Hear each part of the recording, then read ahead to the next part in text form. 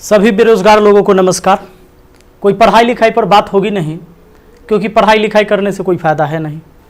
पढ़ाई लिखाई करा के ही क्या करेंगे जब आपको रोजी रोटी हो ही नहीं सकता आपके पढ़ाई लिखाई से। समस्या इस बात की है हमारे देश में कि मोदी जी केवल अपने मन की बात करते हैं। कभी इस जनता के भी मन की बात सुन लिया कीजिए। बहुत बार मन की बात हम लोग सुन चुके हैं, परेशान हो गए हैं। भैया बेरोजगारी इतनी बड़ी हो गई है, इतनी बड़ी हो गई, इतनी ज़्यादा बेरोजगारी हो गई है कि जरा सोच के देखिए कि एक पढ़ा लिखा व्यक्ति जो ग्रुप डी के लिए, जो कि बीएससी कर चुका है, बीए कर चुका है, एमए कर चुका है, पीएचडी कर चुका है, ग्रुप डी के लिए फॉर्म भरता है और 2.5 करोड़ विद्यार्थी फॉर्म भरता है। भैया सोचने वाली बात है। मोदी जी 2.5 करोड़ जनसंख्या युवाओं का कम नहीं होता है।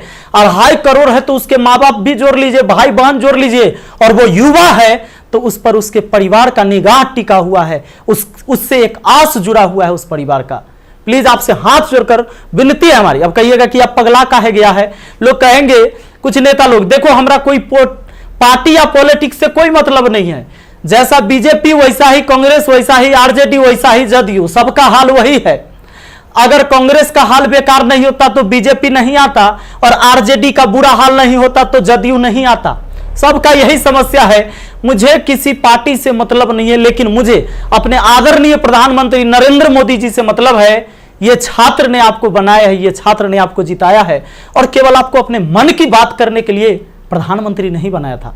कहेंगे कि तुम्हारा क्या जाता है भैया, तो आपको पता है जब आप देश के खातिर अगर कोई भी चीज युवाओं से आप कहते हैं कि भाई योगदान करो। अभी कोरोना वायरस के समय सब लोगों ने आपका योगदान किया, मैंने भी किया, 1 लाख रुपए डोनेट किया था। मेरा अधिकार बनता है कि मैं आपसे सवाल पूछूं। मीडिया वाले आपसे नहीं पूछेंगे, क्योंकि मीडिया वाले आपके हिसाब से चलते हैं। मीडिया वाले वही चीज दिखाते हैं जो लोगों को देखने में मजा आता है, लेकिन बेरोजगारी पर कोई बात नहीं करेगा। व्यू नहीं होंगे, इसलिए बेरोजगारी पर बात नहीं होगा। उसको चर्चा केवल चाहिए कि रिया चक्रवर्ती किसके साथ आज घूम रही है, कल कहां सोई थी, परसों कहां सोएगी। रिया चक्रवर्ती के बारे में ही केवल चर्चा होगा। लोगों को मजा आता है, उस पर व्यू होता है, तो वीडियो उसी पर बनता है, उसी पर लोग चर्चा करते हैं, क्योंकि चैनल का टीआरपी बढ़ते रहे। और ये मजबूरी है हमारी कि एडुकेशन चैनल वाले अब पढ़ाई न करवा के ये सब चीजें पर उतर गए हैं। मैं आपको आज बहुत सारी बातें बताने वाला हूं, करने वाला हूं। जो भी लोग हैं जिनको परेशानी हो, क्षमा चाहते हैं। अब परेशानी हुई है तो क्या कर लीजिएगा, हमको इतना ही कर दीजिएगा।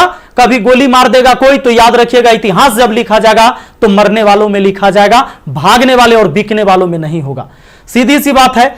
अब ये बेरोजगारी की आलम यह है भैया कि अब आपको बता देते हैं, पढ़े लिखे लोग 2.5 करोड़ स्टूडेंट जो रेलवे का फॉर्म भरता है, जिसमें 500 रुपए सरकार लेती है। इस तरह से टोटल 12.5 अरब होता है रुपया, यानी कि 12 अरब 50 करोड़। बात समझ में आ रहा है? हमें समझ में आ रहा है, क्योंकि मैथ का मैं टीचर हूं तो मुझे समझ में आता है। हमारा गांव में 5 रुपए ब्याज चलता है मोदी जी, 5 रुपए सैकड़ा महीना का ब्याज चलता है। 3 रुपए मान लेते हैं कि मोटा रकम है तो 3 रुपए। अब 3 रुपए से हमने निकाला 3% से महीना का, क्योंकि महीना में ब्याज चलता है गांव में। तो इस तरह से 12 महीना में 36% हुआ, 2 साल में 72% हुआ, और ये 12.5 अरब का जो ब्याज हुआ वो 9 अरब हुआ। 2 साल आप लटका दिए रेलवे वाला फॉर्म भरवा के लड़का सबको 500 रुपया लेके। अब आप कहिएगा कि एग्जाम के बाद तो हम पैसा लौटा देते हैं, लेकिन बात यहां यह है कि पैसा तो आप लौटा दीजिएगा, 100 रुपया रख लीजिएगा, 400 लौटा दीजिएगा, लेकिन 2 साल में आपने बिजनेस कर लिया है 9 अरब का। भैया बहुत होता है 9 अरब, कोई साधारण बात नहीं है। अब देख लीजिए, आप कहेंगे कि इतना बकर बकर कर रहे हैं, भाई गरीब आदमी है। जब मेरे अकाउंट में केवल 1,23,000 रुपया था ना, तो 1 लाख रुपए हम पीएम केयर फंड में दिए थे। काहे जानते हैं? कि कोरोना से लड़ाई लड़िएगा ना, तो कोरोना से लड़ाई लड़िएगा तो देश हित में ही पैसा जाएगा। इस पैसा से जब वैक्सीन बन के आएगा, या हमारे साइंटिस्ट लोग जब इस पर रिसर्च करेंगे वैक्सीन पर, तो खर्च लगेगा। तो आदमी किसके पास जो औकात था, 1 रुपया, 11 रुपया, 100 रुपया, 50 रुपया, 1 करोड़, 500 करोड़, 1000 करोड़ लोगों ने योगदान दिया, जिनसे जो हो सका। पूरा देश आपके साथ खड़ा था, आपके साथ खड़ा था, और याद रखिएगा कि ये युवा बेरोजगार रहेगा तो आपके विरुद्ध खड़ा होगा, भैया तख्ता पलट जाएगा। ये बात पक्का सुन लीजिए, काहे कि आज हम दिल से बात कर रहे, दिल से बात किए थे तब ना मदद किए थे। अब देख लीजिए 30 मार्च को मैंने योगदान दिया था 1 करोड़ रुपए, हमारा तब पागलपन चढ़ल था। हम तो अपन गलती का पश्चाताप जूता से मार के करते हैं, लेकिन याद रखिएगा कि जूता उस नेता को भी पड़ेगा जो वोट मांगने आएगा हमारे यहां। याद रखिएगा, ये पूरा देश में अब बवाल होने वाला है।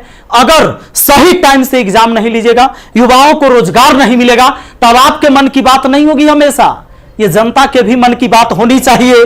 यहां पर आप नहीं, आपको पता चले तो जिन लोगों को बुरा लगता होगा सर्च कर लीजिएगा, प्रधानमंत्री राहत कोष में 1 लाख रुपए का योगदान दिया। मैथ मस्ती लिखिएगा, ये लाइन लिखिएगा, मैथ मस्ती लिखिएगा, जरूर आ जाएगा, आपको पता चल जाएगा। हमारा घर भी करकट का है और फिर भी अकाउंट में 1,23,000 था, 1 लाख रुपया डोनेट किए थे ताकि हमारे देश में खुशहाली आए और इस कोरोना वायरस से हमारा देश लड़े। ए भाई, वो बच्चा के पैसा दिया हुआ है, जो हम पढ़ाते हैं ना, वो वीडियो देखता है ना, वो व्यू होता है, उसे पैसा आता है, वो पैसा हम आपको दिए थे। पाप लगेगा ना, तो तनी ध्यान दीजिए यहां पर। ये देखिए, कहते हैं कथी कि स्थानीय खिलौने बनाकर आत्मनिर्भर भारत बनाइए। खिलौना तो हम बनल है, जैसे मन होता है आप खेल रहे हैं, जो आप कह रहे हैं लोग वही कर रहा है। अब हम कौन खिलौना बने? खिलौना तो जनता बन चुका है आप लोगों का। ये हमारे मोदी जी थे, ये हमारे नीतीश बाबू हैं। इनका चाल सुनिएगा, इनका चाल क्या है। अभी जब चुनाव आने वाला है तो ये बिहार पुलिस के बहाली निकाल देंगे, बिहार पुलिस के बहाली निकाल देंगे तो भारी संख्या में एग्जाम एगो करवा लेंगे, रिजल्ट नहीं देंगे। अब एग्जाम दे के लड़का फसल है कि अगर नीतीश जी नहीं आते हैं तो फिर आगे रिजल्ट नहीं आएगा, कोई ना कोई बवाल। चूंकि बिहार में कोई एग्जाम जो है ये ना है कि साफ सुथरा से हो। आप देख रहे हैं बिहार एसएससी का एग्जाम कितना साल में हुआ है, आदमी बूढ़ा गया, जवानी में दिया था एग्जाम और रिजल्ट आते थे बूढ़ा जाएगा। अब चूंकि बिहार में एग्जाम ऐसी होता है, तो ये क्या होगा कि रिजल्ट होगा चुनाव के बाद, मजबूरन फिर नीतीश कुमार जी को चुनेंगे, शिक्षक के बहाली आ जाएगा, बिहार पुलिस के बहाली आ जाएगा, सारे बहाली, दरोगा सब के बहाली आएगा। ये कब होगा? चुनाव के टाइम में भैया। तो नीतीश जी का जो ये था, इसमें इन्होंने कहा कि नल जल का रख रखाव करने के लिए वार्डों को 2-2 हजार रुपया मिलेगा। हे प्रभु, ये 2-2 हजार कहला दे रहे हैं, नल जल के दशा दिखा दें। 33,000 करोड़, 33,000 करोड़ रुपया आपने बिहार में नल जल पर खर्चा कर दिया। आज आपको असलियत हम दिखाते हैं, इस वीडियो में देखिएगा आप लोग जरूर। इस वीडियो को इतना शेयर करिएगा कि मुख्यमंत्री से लेकर प्रधानमंत्री तक पहुंचना चाहिए, बिल्कुल पहुंचना चाहिए कि हमारे जहां से हम हैं वहां की स्थिति आपको दिखा देते हैं कि नल जल का स्थिति क्या है। बेरोजगारी तो भैया आपने ऐसी पहुंचा दिया है यहां पर कि लोग अब कुछ करने लायक नहीं है। आप अगर आत्मनिर्भर बनाना था, खिलौना बनाना ही था, ये कहेला पढ़वा रहे, शुरू से खिलौने बनवाते। कहेला 500-500 रुपया लेके फॉर्म भरवा लिए और 2 साल में 9 अरब आप ब्याज कमा लिए।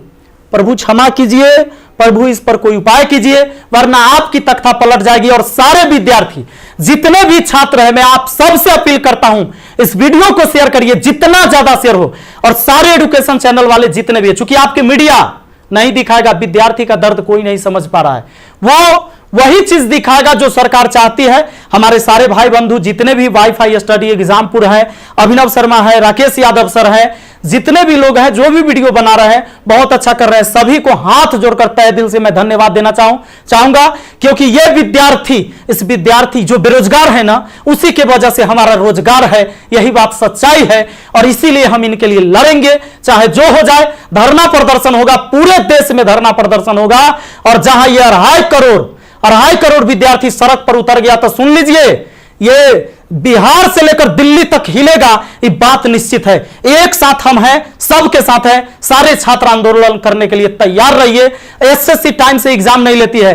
एक तो आप वैकेंसी ही कम निकालते हैं, अब वैकेंसी कम निकालते हैं तो जो निकालते हैं ओकर तो कम से कम एग्जाम ले लीजिए, सही से रिजल्ट ले लीजिए, सही से रिजल्ट दीजिए और एग्जाम सही से ले लीजिए, टाइम से ले लीजिए।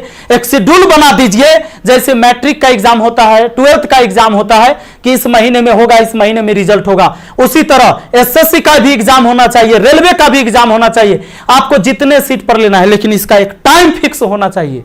कितने इस महीने में एग्जाम होगा, इस महीने में रिजल्ट आएगा, इस महीने तक ज्वाइनिंग होगा, ताकि अंधेरे में लोग ना जिए। हे प्रभु, ये पाप लगेगा अगर इस युवाओं के साथ गरीब के बच्चा ना जनरल कंपटीशन के तैयारी करता है, आर्मी के तैयारी करता है, गरीब के बच्चा जाता है, कम से कम एकरा साथ इतना अन्याय ना कीजिए। ये पाप का घड़ा भर चुका है। मैंने अपने सर पर जूता मारा है। अगर वोट मांगने मेरे एरिया में आइएगा, हम जूता मारेंगे आप लोग को, ये बात पक्का कह देते हैं। आई वीडियो शेयर होना चाहिए। आप सबको इस बात के लिए मैं कहना चाहूंगा कि आप शेयर करिए, इस वीडियो को पहुंचाइए, जहां तक हो सके इसको पहुंचना चाहिए। और हर व्यक्ति आपसे हाथ जोड़कर विनती है कि हल्ला बोल ये नारा लगाइए और सब लोग पहुंचाइए, सब लोग वीडियो बनाइए, जितने भी एजुकेशन से जुड़े हुए हैं, क्योंकि कोई मीडिया वाला आपको दिखाने वाला ये नहीं है। और बस यही बात कहना चाहेंगे और जल्दी आग के तरह इस वीडियो को फैलाइए। और ज्यादा कुछ नहीं बोलेंगे। बेरोजगारी इतना बढ़ गया है कि आप सब कुछ समझ ही रहे हैं।